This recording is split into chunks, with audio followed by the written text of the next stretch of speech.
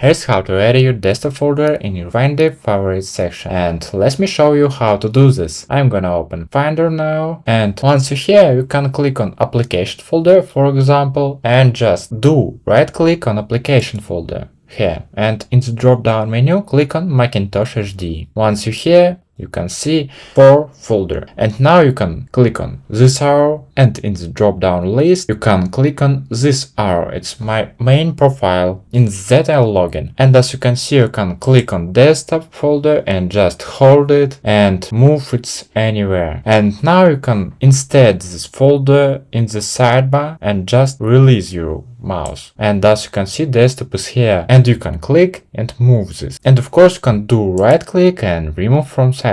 And of course you have also simple way. You can click on Finder at the top left corner and just click on settings button in the drop down menu, and now you can click on sidebar. And here you can click on this checkbox and desktop is here. That's it. I hope it helps. You can watch this video or this playlist about MacBook.